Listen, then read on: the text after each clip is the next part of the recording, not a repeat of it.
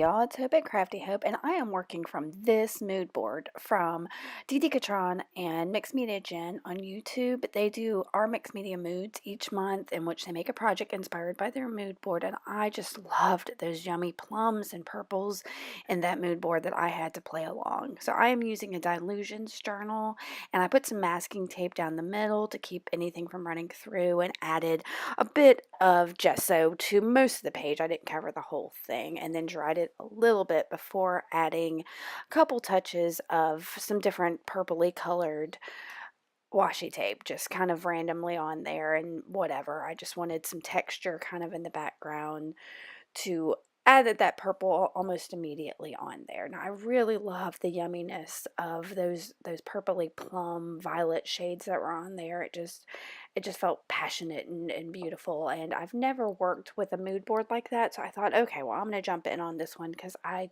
can't help myself. It's too pretty. So to echo some of the circle shapes and the moon and the plums that are on the mood board, I'm using a couple of different circle stencils and putting some light molding paste from Golden through them using a palette knife just to get, that circle shape. I've been itching to do a little bit of the light molding paste in my journal, and I thought this was the perfect example because I hardly ever play with that stuff. I've got it. Now to fill in a little bit between some of the stenciling, I put down a little bit of the Ranger Opaque Crackle Paste because you just can't go wrong with crackle paste, can you? I love this stuff. So I let those dry and gathered a bunch of different supplies in those purpley plum yummy shades. And I'm starting with a Pearlex powder, and I think that's in True Blue is the color. And I put it down with just a little bit of a palette, not a palette knife, a scalpel that I just happen to have. And I'm moving it around with a wet paintbrush. Now, I've never really tried to use the Pearlex powder this way. I usually use it in my jewelry stuff. So I thought, let me see how it does in my art journal. And it was interesting.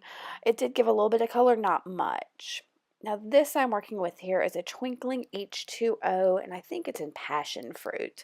And I've just got a really wet paintbrush, and I am smearing that prettiness all over the page, just adding a touch more color. And I know it's got that little bit of twinkle to it, but I don't know that you really can see this in the end. That is some of my homemade alcohol ink spray that I'm putting down there. And then after that, I'm gonna add a Delusions crushed grape spray there, and I don't know, my sprayer needs to be cleaned, I guess, because it just kind of speared out, and so I'm using just a paper towel to smush it around a little, and then some Distress ink and Seedless Preserves, and that came out nice and juicy. So I've got a wet paintbrush there that I'm smearing it around a little bit, and I use my finger to move it a little bit, and just kind of get that. And that really gets a lot of the colors down on the page here. I ended up not even using any paint other than that Twinkling H2 on there.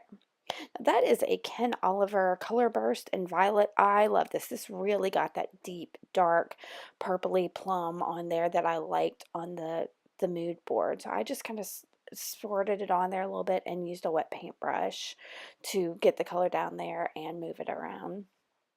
And that was a new color too. That doesn't really add anything. I was just playing with it to see how I liked it. And I decided I really wanted some more of that dark, dark purple. So I used the Color Burst again to connect the two splotches that were down there. I got this Finnabair stuff. It's a wax paste type thing, an Amethyst Brilliance I hadn't really played with, so I thought I would use it to accent some of my circles a little, and it does a good job, but it adds a little bit of a green tone almost to the page, but I liked how it gave the circles, and I'm just using like a bristly dry brush to get it on there. With my stack, I've made a stack of like stacks of paper and fabric that I sewed together, and I picked out one that had a little touch of purple on it. And I'm going to add a Chit Chat sticker to it from the Tim Holtz line with some soft gel medium, just a matte medium. And I'm going to glue that to the fabric with that just to make sure that that sticker sticks real good to that fabric. And then I'll use the same thing to glue that fabric stack down to my page.